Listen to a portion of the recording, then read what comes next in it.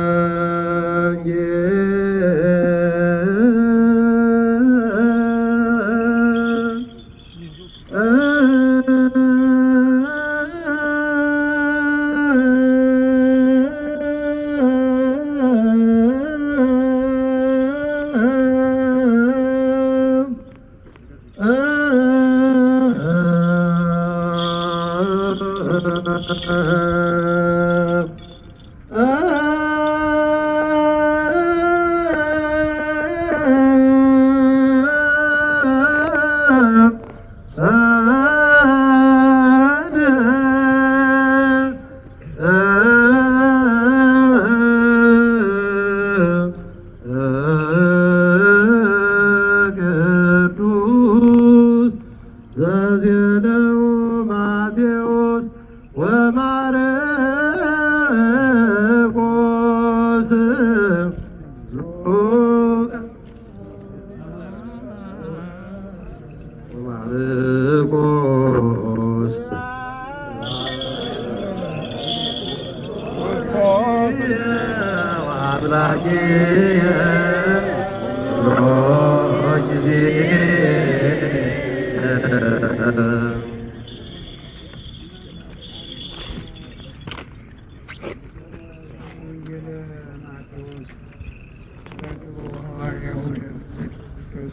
ሎቱ ስብሐት እስከ ለዓለመ ዓለም አሜን።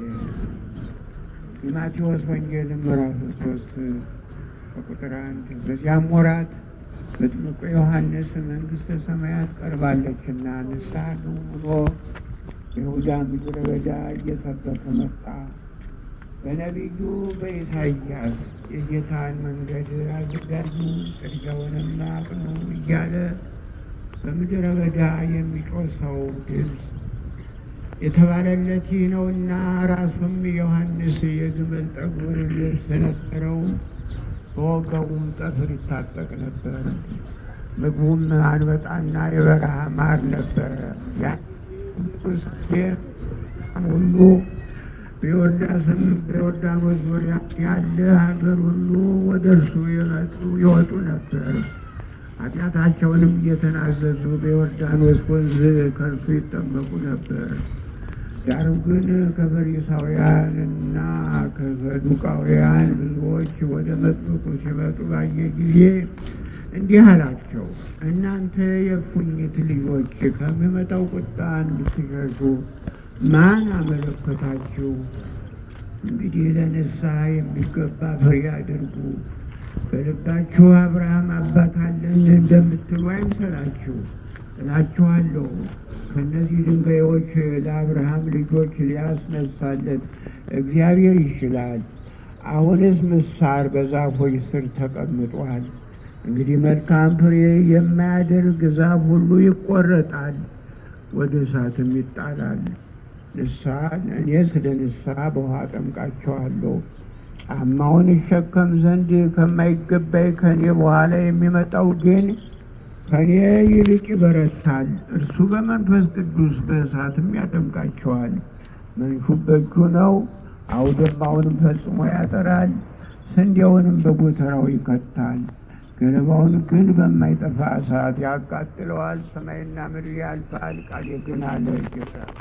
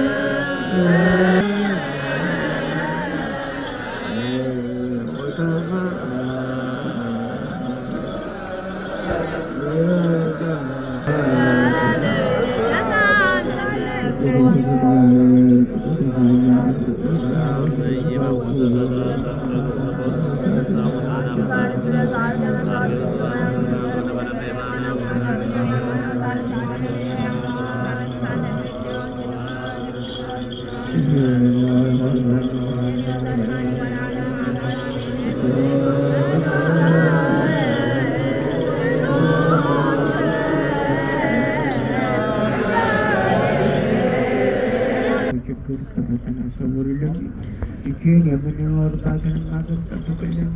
የሰላም አምላክ ሆይ ቃሉ የሰላም የደስታ ባል አድርገህ በሰላም አሳልፈን።